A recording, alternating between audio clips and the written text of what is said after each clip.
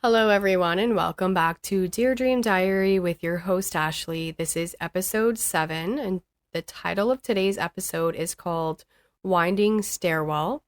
Before we get into that, I just kind of wanted to recap my last episode that I posted because I kind of missed a week there. I've been sick and busy, so I apologize for that. But my last episode was a message from the other side where my grandma came to visit me with a message. And it was actually a dream within a dream as well. So I've done some research on that. And I have found an article on the website is medium.com. And the poster is Serenity Foster. I will post the link so that you guys can read this whole article because there's so much interesting information in this article. I want you guys to take a moment to read it. It says that it's a 12-minute read, so if you guys could spare 12 minutes on top of the time you're giving to my podcast, you will not be disappointed. There's really good information in here. I do just want to read 2 sections though, and the one section is Psychological Interpretations of Dream Within a Dream. A common approach in psychological interpretations is to analyze the significance of a nested or layered dream experience. This concept, often referred to as a dream within a dream, has attracted attention from various perspectives, including Freudian analysis and the Jungian perspective. Freudian analysis considers dreams as manifestations of repressed desires and unconscious conflicts.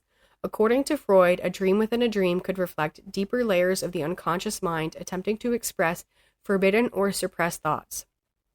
The nested structure may symbolize hidden aspects that are difficult for the conscious mind to access directly. On the other hand, the Jungian perspective emphasizes the collective unconscious and archetypal symbols with dreams. For Jung, a dream within a dream might indicate an exploration of different levels of psyche and personal growth. It could represent an encounter with universal symbols or themes that have profound meaning for the individual's journey towards individuation. Both Freudian analysis and the Jungian perspective acknowledge that nested dreams can be complex and multifaceted. They recognize that these experiences may contain valuable insights into one's inner world and provide opportunities for self-reflection and psychological growth. And then the other part that I wanted to read, which actually before I do that, I just kind of want to comment about the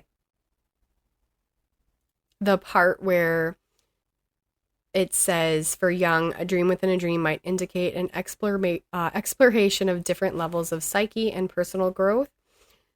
It's very interesting that with all this spiritual journey stuff that I'm doing and the knowledge I'm gaining, it has like a domino effect. There's so much linked together that you wouldn't think that is linked together. And the fact that I'm on this journey and I'm now experiencing a dream within a dream, which I've had a dream within a dream before, or nested dream. I like that term, nested dream. It's easier to say too. It's not a tongue twister, which I have many slips of the tongue all the time. So I'm going to say nested dream from now on. It's just interesting that, again, now that I'm on the spiritual journey, I'm having these nested dreams again and experiencing a lot of different things with my dreams. So I wanted to point that out before I read the other part. And the other part that I want to read is, which I've already read it, and it kind of relates to the same thing I just said. So cultural beliefs and symbolism of dream within a dream. The cultural beliefs and symbolism surrounding the concept of a dream within a dream have been examined and interpreted by scholars across various disciplines. This phenomenon holds significant cultural significance in different societies, with spiritual interpretations often playing a prominent role. In many cultures, dreams are seen as powerful sources of guidance and communication from the spiritual realm. The idea of a dream within a dream amplifies this belief, suggesting that there are deeper layers to our subconscious experiences. Some cultures view dreams within dreams as portals to alternate realities or dimensions where individuals can interact with spirits or receive messages from ancestors. Exactly what happened in my dream. My grandma came to me with a message. So continue on here. Spiritual interpretations of dream within a dream also emphasize the interconnectedness between the physical world and the spiritual realm. It is believed that during such dreams, individuals may be able to access hidden knowledge or gain insight into their own spiritual journey. These experiences are often regarded as sacred and are treated with reverence. Moreover, certain cultures attach symbolic meaning to specific elements encountered in dreams within dreams. For instance, water might symbolize purification or emotional cleansing, while animals could represent spirit guides or omens.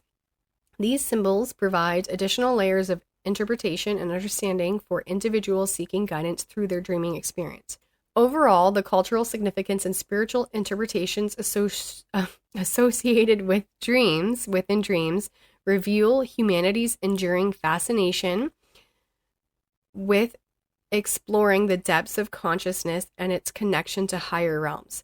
I wanted to slow down when I read that part because I'm going to read it again too. Overall, the cultural significance and spiritual interpretations associated with dreams within dreams reveal humanity's enduring fascination with exploring the depths of consciousness and its connection to higher realms. I just stated above with the other paragraph that I read that I'm on this spiritual journey and I'm connecting to my higher conscious or getting to know my inner self. And all these things are happening on this journey that I wasn't expecting to happen. And every time something happens, I instantly message my one friend. She's probably going to be so annoyed with me by the whole end of my journey. Not really, but I just laugh because I'm constantly messaging her all the time with these strange things that are happening. And it's just really interesting that I wasn't expecting it. I'm going to continue reading here before I babble on. But by examining these beliefs across different cultures, scholars continue to shed light on the diverse ways in which individuals understand and interpret their dreaming experiences. And then there's one part where they mention about going to different realms or dimensions. And it's interesting. So my take on that was, if you're having a dream in a dream, which I don't know if I've mentioned yet, I've had where I'm 3 dreams deep.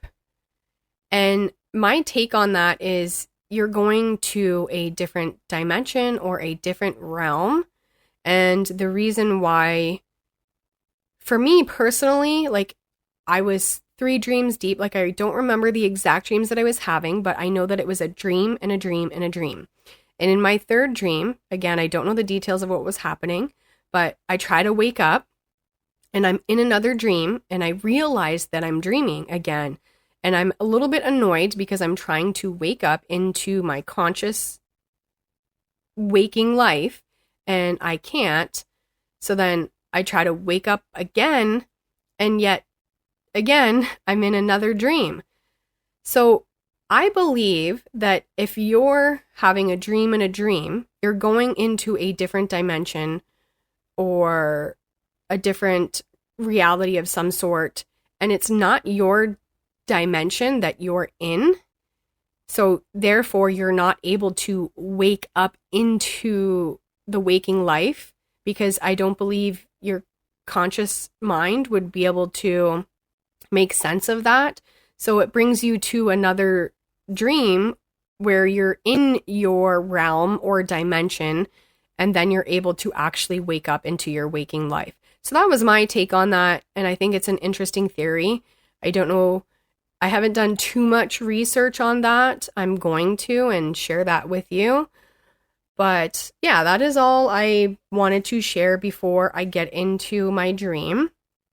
So I'm going to read today's dream. And again, that is Winding Stairwell. So, dear dream diary, in this dream, I was climbing stairs in a round stairwell. I was trying to get to the top floor, and as I got closer to the top stairs, they were narrow and missing the railing. I was climbing with my son, and he slipped off the stairs, falling down. The stairs eventually turned into a slide, and I slid down to catch him. Once I caught him, we started to go back up and made it to a floor that had an arcade place, and we stayed there because we felt safe. End here. So I want to describe this to you in a way that you guys will be able to visualize this dream. And I know that I do my AI art so that you guys can kind of get a little picture and visualize it, but I want to talk about it as well because I think that that's important that I go into a little bit further detail on what I'm seeing in the dream. So in this dream, I was in a round stairwell. So what that looked like for me was an abandoned water well.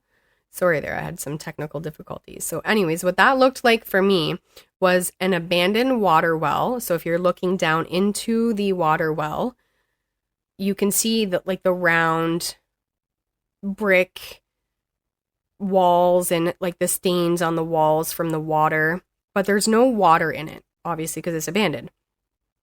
And it's obviously a bigger than a normal water well, big enough for you to like actually have a set of stairs in and like go down the stairs. And the stairs were round all the way around the walls of this well looking like thing. And we were at the bottom and we made it about halfway up. And I don't know if my son slipped or I did, and then he fell and I let go of his hand.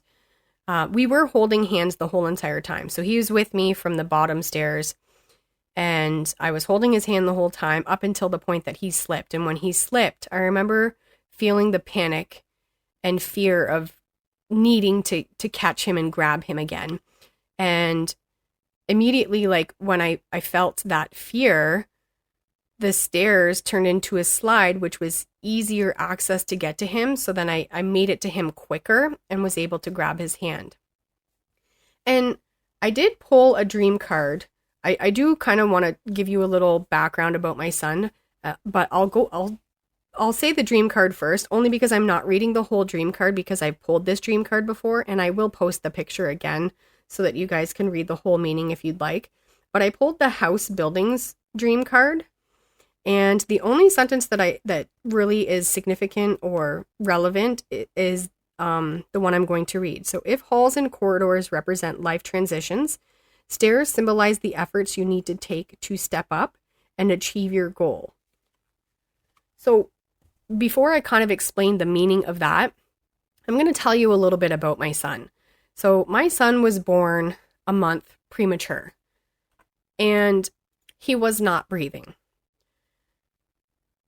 And he's my second child. So I know what like my first birth was like.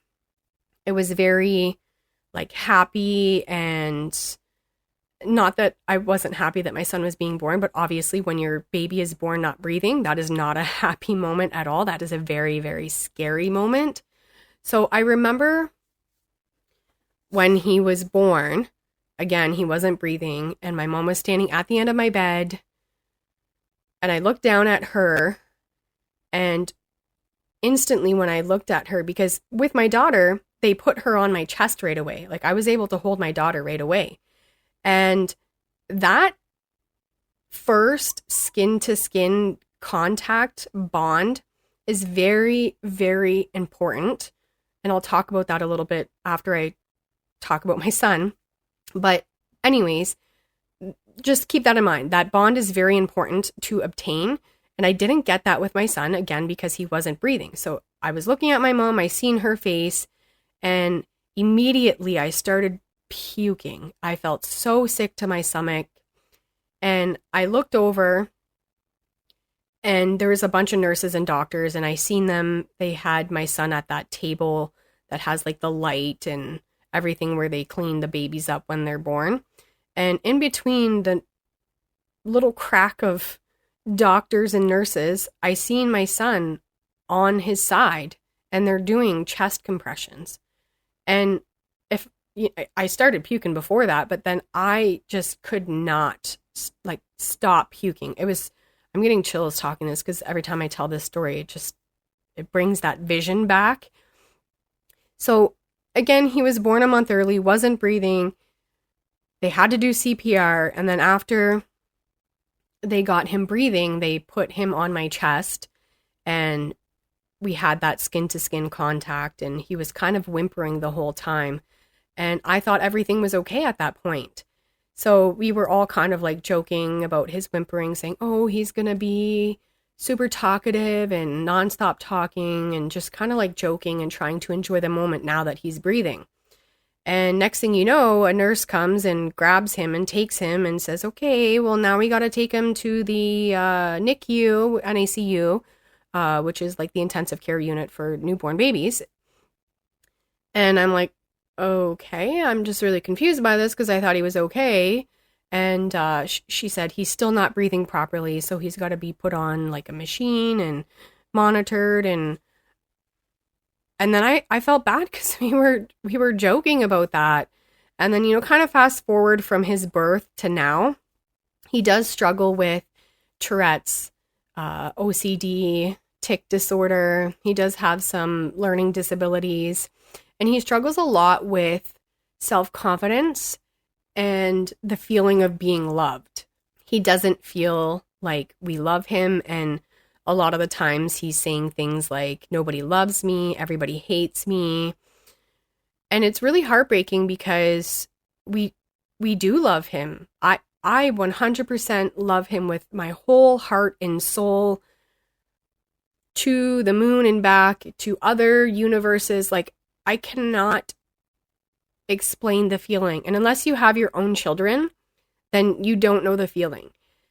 And going back to that first initial skin-to-skin contact and that bond, one of the girls that I work with, she does Reiki and various different other things. She does Akashic record readings as well. And we were kind of talking about that, and she mentioned that, maybe that's where the issue is because you didn't have that first initial contact to solidify the bond that you and baby had in the womb, but now you like have to solidify it externally. So I thought that was really interesting because it does kind of explain a lot. And I do have a little story about Reiki as well, but I'll continue with my dream here first, and then I'll talk about that story with the Reiki. But yeah, so I think this dream is telling me that the journey with my son is not going to be easy, or has not been easy, but and again, we will face hurdles, but no matter what, I will always be there for my son. So if we fall down, I will be there to catch him, and I will hold his hand the whole entire way. And then the fact at the end of the dream, we made it to a floor where it's everything that he likes, all kinds of arcade games, and we felt safe there, tells me that we are going to get to our goal and be happy and content there. And what our goal would be is, I want him to feel loved, and I want him to know that he's loved, because it breaks my heart when he says those things like, everybody hates me, nobody loves me. And when he says it, like, he actually means it. It's not like he's seeking the attention or anything like that. Like, he struggles a lot with feeling loved. So I think that this dream is symbolizing that, yes, it's going to be a hard journey, but I will be there no matter what. And we will always catch each other and make it to a safe place where we both feel loved and confident and safe and know that everything is going to be okay. So that's pretty interesting. Now, I do kind of want to tell you about my Reiki situation. So again, I've been talking to a girl that I work with, and with this spiritual journey, Reiki comes into a lot of the podcasts I'm listening to or the books that I'm reading. And I've known that I've wanted a session for a little bit now. So I reached out to her and asked her some questions, and we kind of came to an agreement that we'll have like a first initial meeting to just kind of go over everything that I'm looking for and what she thinks the next steps would be. That was the end of the conversation. Nothing further came from that. And I do know somebody else who does Reiki. She's actually the receptionist at my family doctor's office, and I've known her for about 14 years now. And before I messaged the girl that I work with, I kind of fought with who I should message, and then I just decided that, I'd message the girl I work with. So I was at a doctor's appointment recently, and I will say that there's 3 different doctor's offices in this same building, and the waiting room for all 3 doctor's offices it's the same waiting room. And she wasn't working at my doctor's office that day. She was working at the other one.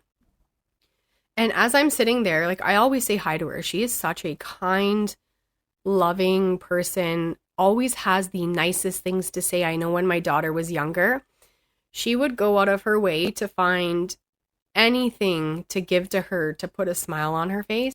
She would take flowers from the desk and give her one of those. I remember she would go and get, I don't know if it was out of her own lunch, but she would go and get like snacks from the back. Just a wholeheartedly kind person. So when I was sitting in the doctor's office, again, I thought, oh, I should have messaged her and whatever. And I didn't say anything. So I went into my doctor's appointment and I came out and I was waiting at my receptionist window to get paperwork. And she wasn't at the window right there. But then the girl that I know, the receptionist that I know, was at her window. And she said to me, have we talked about Reiki before? And I said, that's really interesting that you're asking me that. Yes, we have. But, and then I kind of told her the whole situation, and then she didn't know that I had a podcast. So I mentioned my podcast, and I told her, I was like, that's really interesting that you would say that. And she's like, yeah, I just feel like you need a session. And I'm hearing the universe and I'm listening. So I ended up actually booking a session with her. It is November 21st, and I cannot wait. I'm going to ask her permission to talk about my session on my episode after that. So if she allows me to talk about it, I will give you guys the details and let you know how that affected me and any information that I come from that or that I get from that, I will share with you guys. But I think that is everything. I had a bunch of different things that I wanted to talk about. I think that I got them all covered. I don't know if I mentioned at the beginning of the episode, I am going to be posting an episode back to back. So I'm going to post this, and shortly after this episode, there will be another episode just because I missed 2 weeks. And again, a lot of stuff has happened. So until next time, if you guys aren't already following me, I am on Spotify, Apple Podcasts, iHeartRadio, and YouTube. Please like and follow me. If you have any comments about today's episode, please do not hesitate to message me, and I will get any questions or comments answered on either my next episode or the following episode, again, because I'm going to be recording another episode very shortly after this. But again, until next time, I hope you guys all enjoy my podcast. I appreciate you guys listening. Thank you so much, and I hope you all have sweet dreams.